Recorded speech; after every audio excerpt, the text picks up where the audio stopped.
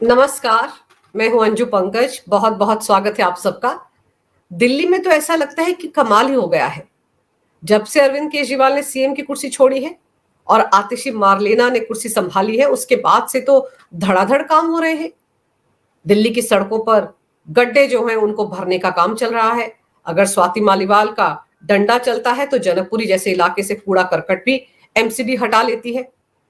और मनीष सिसोदिया, जिनको आम आदमी पार्टी शिक्षा क्रांति का जनक बताती फिरती है, आजकल वो भी एक्स्ट्रा एक्टिव हो गए हैं। अभी 2 दिन पहले उन्होंने अपने विधानसभा क्षेत्र पटपड़गंज में एक स्कूल का उद्घाटन किया। उद्घाटन से 2 दिन पहले अलग अलग एंगल से उस स्कूल का वीडियो बनाया गया, तस्वीरें खींची गई और सोशल मीडिया पर उसको शेयर किया गया। उद्घाटन के दिन भी यही सब हुआ और उद्घाटन के बाद भी लगातार सोशल मीडिया पर उस स्कूल की तस्वीरों को अब भी शेयर किया जा रहा है। और देखिए मनीष सिसोदिया उस स्कूल के उद्घाटन के मौके पर क्या लिखते हैं। उन्होंने ट्वीट किया, एक रोती हुई स्कूल बिल्डिंग कभी हंसता हुआ देश पैदा नहीं कर सकती। अगर हम एक हंसता हुआ खुशहाल देश देखना चाहते हैं तो उसके लिए हंसते खिलखिलाते स्कूल चाहिए। बिल्कुल सही कहा उन्होंने।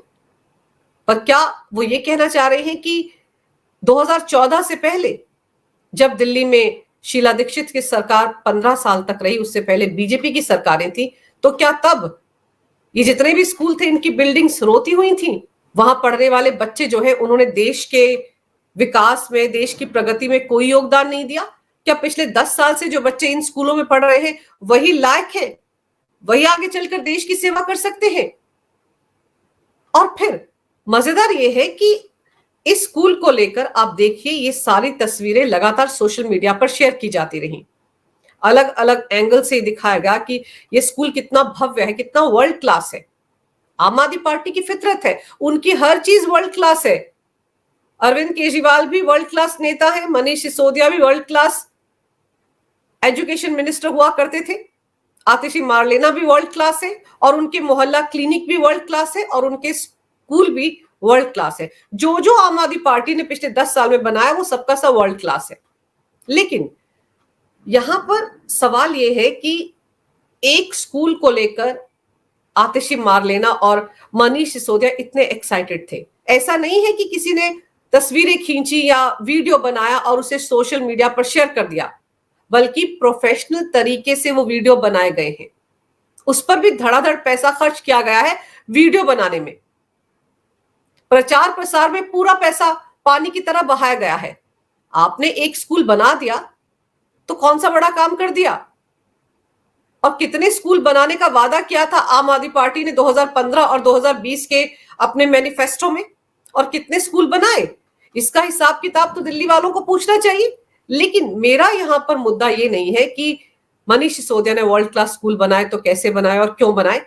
मेरा सवाल यह है कि मनीष सिसोदिया पूरी दिल्ली के शिक्षा मंत्री थे, पूरी दिल्ली के डिप्टी सीएम हुआ करते थे और उनकी राजकाज में जाहिर सी बात है दिल्ली के सभी स्कूलों का वर्ल्ड क्लास विकास हुआ होगा।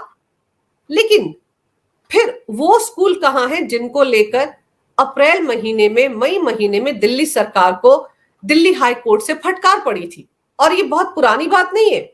आप ये देखिए, अप्रैल महीने में दिल्ली हाई कोर्ट ने उत्तर पूर्वी दिल्ली के सरकारी स्कूलों की बदहाली पर दिल्ली की केजरीवाल सरकार को जमकर फटकार लगाते हुए कहा था कि आपकी वजह से तिहाड़ जेल में समस्या और कैदी दोनों बढ़ रहे हैं। 10,000 की क्षमता है तिहाड़ जेल की और अभी 23,000 कैदी वहां रहते हैं। ऐसे में केजरीवाल सरकार की नीतियों के चलते युवाओं का भविष्य बर्बाद हो रहा है।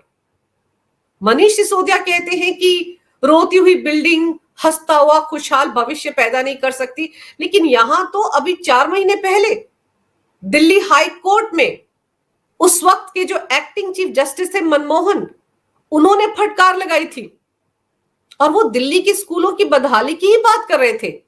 मनीष सिसोदिया एक स्कूल को वर्ल्ड क्लास बना बनाकर अपने आप को चमकाने में लगे हुए हैं, लेकिन बाकी स्कूल ये वाले कौन से हैं जिनको लेकर दिल्ली हाई कोर्ट ने फटकार लगाई थी और इतनी सख्त टिप्पणी करनी पड़ी थी दिल्ली हाई कोर्ट को कि आपकी वजह से तिहाड़ जेल में कैदी भी बढ़ रहे हैं और समस्या भी बढ़ रही है, क्योंकि आपका एजुकेशन सिस्टम ठीक नहीं है। ये कहा था दिल्ली हाई कोर्ट ने। तो ये किन क्लासरूम्स के बारे में कहा था उन्होंने और किसकी एजुकेशन पॉलिसी की बात कर रहे थे? अगर मनीष सिसोदिया की एजुकेशन पॉलिसी वर्ल्ड क्लास है तो दिल्ली हाई कोर्ट किसकी बात कर रहा था? आगे देखिए, अप्रैल महीने में एक बार नहीं कई बार इनकी क्लास लगी है दिल्ली हाई कोर्ट में। तब एक एडवोकेट है अशोक अग्रवाल, उनकी जनहित याचिका पर सुनवाई की जा रही थी दिल्ली हाई कोर्ट में। तब दिल्ली हाई कोर्ट ने कहा था बिल्डिंग्स ठीक नहीं है, बेंच टूटी हुई है, लेकिन आम आदमी पार्टी मतलब दिल्ली सरकार सिर्फ विज्ञापन पर ध्यान देती है, जबकि नॉर्थ दिल्ली के ज्यादातर स्कूल ऐसे हैं जिनकी बिल्डिंग्स खराब हैं। एक एक क्लास में संख्या से ज्यादा बच्चे पढ़ रहे हैं, बच्चों के लिए स्कूल के अंदर कोई सुविधा ही नहीं है। ये कोई और नहीं कह रहा है, दिल्ली हाई कोर्ट कह रहा है, जिनके सामने अशोक अग्रवाल नाम के एक वकील ने पूरा का पूरा कच्चा चिट्ठा खोलकर रखा था, तथ्यों के साथ अपनी रिपोर्ट दिल्ली हाई कोर्ट के सामने पेश की थी। बच्चों को स्कूल के अंदर किसी तरह की सुविधा नहीं मिल पा रही है। आप कंपैरिजन देखिए, एक स्कूल को लेकर मनीष सिसोदिया इतने नाच गा रहे हैं, दिल्ली की सीएम तक उनके साथ तस्वीरें खिंचवा रही हैं, वीडियो बना रहे हैं कि वर्ल्ड क्लास स्कूल बनाया गया है। मेरा सवाल यह है कि मार्च और अप्रैल और मई महीने में दिल्ली हाई कोर्ट ने जिन स्कूलों की बदहाली को लेकर उस वक्त की केजरीवाल सरकार को फटकार लगाई थी, वो स्कूल कहां के हैं? वो भी तो दिल्ली के स्कूल हैं। और एक स्कूल की कहानी नहीं थी, कई स्कूल थे जिनको लेकर एडवोकेट अशोक अग्रवाल ने सबूतों के साथ अपनी याचिका में सारा का सारा हाल दिल्ली हाई कोर्ट के सामने रखा था। और फिर सबसे बड़ी बात जो थी, जो मुद्दा था, वो ये था कि नया सेशन शुरू हो गया है, लेकिन दिल्ली के सरकारी स्कूलों में बच्चों को पढ़ने के लिए किताबें, यूनिफॉर्म, स्टेशनरी नहीं मिल पाई थी। देखिए, दिल्ली हाई कोर्ट ने स्कूली बच्चों को 15 मई तक किताबें नहीं उपलब्ध करवा पाने पर राज्य सरकार को कड़ी फटकार लगाई। अदालत ने चेतावनी दी थी कि वो सरकारी स्कूलों के बच्चों को किताबों की आपूर्ति करने में दिल्ली सरकार की नाकामी के लिए शिक्षा विभाग के उप निदेशक को अवमानना नोटिस जारी करेंगे। 15 मई को राज्य सरकार यानी कि केजरीवाल सरकार की तरफ से रिपोर्ट दाखिल की गई थी दिल्ली हाई कोर्ट में, जिसमें कहा गया था कि अभी तक 59% स्कूलों में किताबें नहीं पहुंच पाई हैं। और मनीष सिसोदिया कह रहे हैं कि चमचमाते स्कूल हैं, रोती हुई बिल्डिंग होनी नहीं चाहिए। अरे रोती हुई बिल्डिंग भले ही हो, लेकिन बच्चों को बुनियादी सुविधाएं तो मिले, बंदोबस्त तो ये होने चाहिए थे। आप एक स्कूल बनाकर उसके अलग अलग एंगल से तस्वीरें खिंचाकर सोशल मीडिया पर अपलोड कर रहे हैं और आपको लग रहा है आपने बहुत बड़ा काम कर दिया। लेकिन ये 15 मई की बात है, जब दिल्ली हाईकोर्ट ने फटकार लगाई थी। खुद दिल्ली सरकार ने स्वीकार किया था कि 15 मई तक 59% स्कूलों में किताबें नहीं पहुंचाई जा सकी हैं। तो किसकी जिम्मेदारी थी? चलिए, मनीष सिसोदिया तो तब तिहाड़ जेल में बंद थे, लेकिन उस वक्त भी शिक्षा मंत्री तो आतिशी मारलेना थी। शिक्षा विभाग आज की तारीख में भी उनके पास है। और इसी याचिका में राष्ट्रीय राजधानी क्षेत्र दिल्ली में सरकारी स्कूलों में बुनियादी सुविधाओं की कमी का मुद्दा उठाया गया था। अशोक अग्रवाल की तरफ से दलील रखी गई थी कि 15 मई 2024 को दाखिल रिपोर्ट के मुताबिक 7073 स्कूलों में से 4215 स्कूलों की किताबों की आपूर्ति किया जाना बाकी था। रिपोर्ट से यह भी पता चलता है कि सरकारी स्कूलों में पाठ्य पुस्तकों की कुल मांग लगभग 1,08 लाख है, जबकि 23.25 लाख किताबें ही सरकारी स्कूलों तक पहुंचाई जा सकी 15 मई तक। आप बिल्डिंगें तो चमचमाती बना लीजिए, टीचर्स वहां नहीं है, बुनियादी सुविधाएं वहां नहीं है, बच्चों को पढ़ने के लिए पाठ्यक्रम की किताबें नहीं मिल पा रही हैं, तो ये बिल्डिंगें किस काम की? रोती हुई बिल्डिंग्स बेहतर है अगर वहां पर बुनियादी सुविधाएं हैं, टीचर्स हैं। दिल्ली के तो सारे स्कूल गेस्ट टीचर्स के सिर पर चलते हैं और पिछले 10 साल में इन गेस्ट टीचर्स को रेगुलर करने की जो मांग है आज तक पूरी नहीं कर पाई दिल्ली सरकार। और आगे देखिए, दिल्ली हाई कोर्ट ने इस पूरे मामले पर एडवोकेट अशोक अग्रवाल की रिपोर्ट को लेकर कहा था कि दिल्ली के सरकारी स्कूलों की हालत ठीक नहीं है। दिल्ली के एक स्कूल में 3600 बच्चे पढ़ रहे हैं, वो भी टीन की छत के नीचे। पहली तारीख से सभी बच्चों को किताबें मिलनी चाहिए थी, यानी कि जब आपका नया सेशन शुरू होता है तो आपका बंदोबस्त ऐसा होना चाहिए कि बच्चों को पहले दिन किताबें मिल जाएं, स्टेशनरी और उनको जो यूनिफॉर्म के लिए पैसा उनके खाते में ट्रांसफर किया जाता है वो सब कुछ मिल जाना चाहिए था। लेकिन ऐसा नहीं हुआ और दिल्ली में तकरीबन 10 लाख बच्चे पहली क्लास से 8वीं क्लास तक पढ़ते हैं और उनको भी किताबें नहीं मिली थी। ये अप्रैल और मई महीने की बात है, जब लगभग हर हफ्ते दिल्ली सरकार को दिल्ली हाई कोर्ट से फटकार पड़ी। तो ये जो जर्जर हालत वाले स्कूल हैं, टूटी बेंच वाले स्कूल हैं, ये कहां है? दिल्ली में ही है ना। तो मनीष सिसोदिया सिर्फ एक स्कूल को चमचमाती बिल्डिंग देकर कौन सा तीर मार रहे हैं? उत्तर पूर्वी दिल्ली के स्कूलों का हाल क्यों नहीं जाना उन्होंने अभी तक? और क्यों उनको आतिशी मारलेना ने ये नहीं बताया कि शिक्षा क्रांति के जनक दिल्ली हाई कोर्ट से जो फटकार पड़ी है अप्रैल मई महीने में, वो ऑर्डर भी निकाल कर देख लीजिए। आतिशी मारलेना को ही बता देना चाहिए था, क्योंकि शिक्षा मंत्री तो वही थी। सिर्फ पिछले 10 सालों में दिल्ली में स्कूल बने हैं, वर्ल्ड क्लास स्कूल बने हैं। उससे पहले तो दिल्ली में एक भी स्कूल नहीं था। पता नहीं दिल्ली वाले कहां पढ़ते थे। ये आम आदमी पार्टी का सोचने का नजरिया है। और फिर क्लासरूम घोटाला जो मनीष सिसोदिया के नाम है, उसे भी जानना जरूरी है कि आखिर वो घोटाला क्या है, क्योंकि उस घोटाले की भी जांच पड़ताल चल रही है। किसी भी दिन उस घोटाले से जुड़ा हुआ संबंध भी मनीष सिसोदिया को मिल सकता है। और ये क्लासरूम घोटाला क्या है? कहा यह जाता है कि दिल्ली के सरकारी स्कूलों में आम आदमी पार्टी ने कभी भी कोई भी नई बिल्डिंग नहीं बनाई, सिर्फ एक कमरा बनाया है जिसे कि ये एक्स्ट्रा क्लासरूम कहते हैं। और उस एक्स्ट्रा क्लासरूम को बनाने में भी 1300 करोड़ रुपए का घोटाला हुआ है, जिसका पर्दाफाश 2022 में हुआ था। एक क्लासरूम की लागत अगर 5 लाख है तो बताया जाता है कि 25 लाख रुपए में वो क्लासरूम बना, और इसी के चलते एक 1300 करोड़ रुपए का घोटाला हुआ। क्या है ये पूरा घोटाला? आप देखिए। दरअसल दिल्ली सरकार के विजिलेंस विभाग ने दिल्ली के स्कूलों में बड़े घोटाले का दावा किया था 2022 में। विभाग का कहना था कि दिल्ली के 193 सरकारी स्कूलों में 2405 क्लासरूम बनाने के दौरान केजरीवाल सरकार ने जमकर भ्रष्टाचार किया।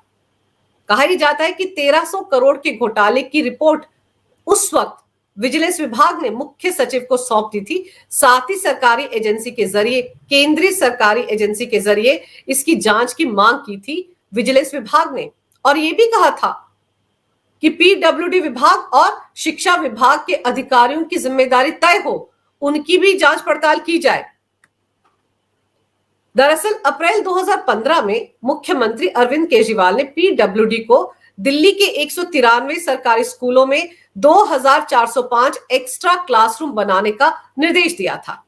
विजिलेंस विभाग ने क्लासरूम बनाने की जरूरत का पता लगाने के लिए एक सर्वे किया था और इसके आधार पर 194 स्कूलों में 7180 इक्विवेलेंट क्लासरूम यानी कि ईसीआर बनाए जाने का अनुमान लगाया गया था, जो 2405 क्लासेस के मुकाबले 3 गुना ज्यादा था। और केंद्रीय विजिलेंस विभाग ने 17 फरवरी 2020 को ही, यानी कि 2022 को तो दिल्ली के विजिलेंस विभाग ने खुलासा किया कि इस तरह का 1300 करोड़ का घोटाला हुआ है, लेकिन सेंट्रल विजिलेंस कमीशन ने 17 फरवरी 2020 को ही एक रिपोर्ट जारी की थी, जिसमें यह खुलासा किया था कि दिल्ली के पीडब्ल्यूडी विभाग ने दिल्ली के सरकारी स्कूलों में क्लासरूम बनाने के नाम पर एक बड़ा घोटाला किया है। विभाग ने रिपोर्ट भेजकर दिल्ली के विजिलेंस विभाग से इस बारे में 2020 में ही जवाब मांगा था, लेकिन आम आदमी पार्टी सरकार ने 2.5 साल तक इस मामले को आगे नहीं बढ़ने दिया है। तो 2.5 साल तक विजिलेंस विभाग ने दिल्ली सरकार के कहने पर उस रिपोर्ट को दबा कर रखा और इसके बाद 2022 में ही अगस्त महीने में दिल्ली के एलजी ने मुख्य सचिव को निर्देश देकर देरी की जांच करके रिपोर्ट देने को भी कहा था। यानी कि केंद्रीय सतर्कता विभाग सीवीसी लगातार दिल्ली के विजिलेंस विभाग से इस बारे में रिपोर्ट मांग रहा था। पीडब्ल्यूडी के अधिकारियों की मिलीभगत से घोटाला हुआ है, इसके बारे में विस्तृत जांच रिपोर्ट मांग रहा था, लेकिन विजिलेंस विभाग ने वो रिपोर्ट जारी की 25 नवंबर 2022 को। तो आप सोचिए कि 2.5 साल तक इस रिपोर्ट पर दिल्ली सरकार बैठी रही। और फिर जो विजिलेंस विभाग ने, डीओवी यानी कि डिपार्टमेंट ऑफ विजिलेंस ने जो रिपोर्ट दी 2.5 साल बाद, उसमें विभाग ने बताया कि टेंडर प्रोसेस में उलटफेर करने के लिए नियमों का उल्लंघन किया गया था। अब टेंडर किसने जारी किया? टेंडर तो पीडब्ल्यूडी विभाग ने जारी किया, क्योंकि अरविंद केजरीवाल ने पीडब्ल्यूडी विभाग से ही कहा था कि वो 193 स्कूलों में 2405 कमरे बनवाए, एक्स्ट्रा कमरा बनवाए वहां पर। साथ ही कई निजी लोगों का रोल भी इसमें था। रिपोर्ट में यह कहा गया कि बेहतर सुविधाएं बढ़ाने के नाम पर 205.45 करोड़ रुपए एक्स्ट्रा खर्च किए गए। 2405 कमरे बनाए गए, लेकिन पैसा उसमें 205.45 करोड़ एक्स्ट्रा खर्च किया गया। जो बजट एलोकेट किया गया था उससे भी ऊपर खर्चा किया गया। गैर संवैधानिक एजेंसियां, व्यक्ति जैसे messrs Babbar and Babbar associate administration चला रहे थे और अधिकारियों के लिए नियम और शर्तें बना रहे थे। पूरा प्रशासन इन नियमों का पालन करवा रहा था। आगे देखिए, सीवीसी को दरअसल 25 अगस्त 2019 को क्लासरूम कंस्ट्रक्शन में भ्रष्टाचार और लागत बढ़ाने की शिकायत मिली थी और इसी के आधार पर उन्होंने 2020 में विजिलेंस विभाग से पूरी रिपोर्ट मांगी थी। और तब खुलासा ये हुआ था कि बेहतर सुविधाओं के नाम पर कंस्ट्रक्शन कॉस्ट 90% तक बढ़ाई गई। दिल्ली सरकार ने बिना टेंडर के 500 करोड़ रुपए की बढ़ोतरी को मंजूरी दे दी और इसमें यह भी कहा गया था कि जीएफआर सीपीडब्ल्यूडी वर्क्स मैनुअल का जमकर उल्लंघन करते हुए घटिया क्वालिटी का काम किया गया। ये जो क्लासरूम बनाए गए थे, जिनके लिए पीठ थपथपा रहे थे अपनी मनीष सिसोदिया, उसको लेकर विजिलेंस विभाग ये कहता है कि घटिया क्वालिटी का काम किया गया था और अधूरा काम था। आगे देखिए, इस रिपोर्ट में यह खुलासा भी किया गया कि इस प्रोजेक्ट के लिए 989.26 करोड़ रुपए दिए गए थे। टेंडर वैल्यू 860.63 करोड़ थी। प्रोजेक्ट में कुल 1315.57 करोड़ रुपए खर्च हुए। कोई नया टेंडर दिए बिना एक्स्ट्रा काम किया जा रहा था। इससे कॉस्ट 326.25 करोड़ तक बढ़ गई, जो टेंडर के लिए सैंक्शन अमाउंट से 53% ज्यादा थी। अगर आपके किसी प्रोजेक्ट की लागत बढ़ रही है, कॉस्ट बढ़ रही है, तो आप टेंडर तो निकालेंगे, लेकिन बिना टेंडर के 500 करोड़ की बढ़ोतरी को हरी झंडी दे दी केजरीवाल सरकार ने। और इस रिपोर्ट में यह भी कहा गया कि 194 स्कूलों में 160 टॉयलेट्स बनाए जाने थे, लेकिन 37 करोड़ रुपए एक्स्ट्रा खर्च करके 1214 टॉयलेट बनाए गए। लेकिन ताज्जुब की बात यह है कि दिल्ली सरकार ने इन टॉयलेट्स को भी क्लासरूम बताया। जो दस्तावेज है, कागज है एक्स्ट्रा क्लासरूम बनाने के, उनमें टॉयलेट्स को भी क्लासरूम बताया गया और 141 स्कूलों में सिर्फ 427 क्लासरूम बनाए गए। ये खुलासा इस रिपोर्ट में हुआ। अब आप सोचिए कि जो क्लासरूम घोटाला है, इसकी जांच पड़ताल भी तो चल रही है। किसी दिन उसका संबंध भी मनीष सिसोदिया को मिलेगा। और फिर सवाल ये उठता है कि अगर दिल्ली के सरकारी स्कूलों में सब कुछ बहुत अच्छे से चल रहा है, तो ये गेस्ट टीचर का मसला क्या है? 25,000 गेस्ट टीचर ऐसे हैं जो आज भी नियमित होने के लिए धरने प्रदर्शन देते फिर रहे हैं। पिछले 8 साल से उनको लॉलीपॉप दिया गया है कि उनको नियमित किया जाएगा, उनको रेगुलर किया जाएगा। आज तक वो रेगुलर क्यों नहीं हो पाए? क्यों आज भी वो गेस्ट टीचर के तौर पर ही काम कर रहे हैं? और ताज्जुब की बात यह है कि इसमें भी घोटाला हुआ है। मनीष सिसोदिया को सिर्फ शिक्षा क्रांति का जनक कहा जाता है, लेकिन यह कतई नहीं कहा जाता कि उन्होंने दिल्ली वालों को एक के बदले दूसरी बोतल फ्री में दी थी दारू की। हर गली मोहल्ले में एक ठेका खुलवा दिया था मनीष सिसोदिया ने। करोड़ों का घोटाला हुआ है जिसकी जांच पड़ताल चल रही है। जमानत पर बाहर आए हुए हैं सिसोदिया, इसका जिक्र कहीं नहीं होता। इसे कहते हैं मार्केटिंग। उस मुद्दे को इतना गौण कर दिया है ये बता बताकर कि मनीष सिसोदिया तो बहुत बड़े शिक्षा क्रांति वाले नेता हैं। कितने स्कूल खुलवा दिए, कितने क्लासरूम बनवा दिए। ये इस तरह से प्रोजेक्ट किया जा रहा है ताकि लोग शराब घोटाले की बात ही ना करें, उसकी तरफ देखें ही ना, उस बारे में मनीष सिसोदिया से एक भी सवाल ना करें। इस तरीके से मनीष सिसोदिया की डेंटिंग पेंटिंग की जा रही है। लेकिन ये जनता है, सब जानती है। जब वोट देने की बारी आती है तो जनता पुराने पन्ने भी खोलती है। लेकिन क्या पता, ये दिल्ली की जनता है जिसे मुफ्त की रेवड़ियों की आदत लग चुकी है। क्या पता वो इन पन्नों को ना खोलें, लेकिन हम तो कम से कम आपको तस्वीर के दोनों रुख दिखाएंगे। मनीष सिसोदिया का चमचमाता क्लासरूम भी दिखाएंगे और 1300 करोड़ के क्लासरूम घोटाले की हकीकत भी बताएंगे। मर्जी आपकी है। अगर आपको ये वीडियो अच्छा लगे तो कृपया इसे लाइक करें, शेयर करें। अगर आप पहली बार मेरे चैनल पर आए हैं तो कृपया मेरे चैनल को सब्सक्राइब करना ना भूलें। मेरे चैनल को अपना पूरा समर्थन दें। ये वीडियो देखने के लिए बहुत बहुत धन्यवाद। नमस्कार। भारत माता की जय हो। वंदे मातरम और जय श्री राम।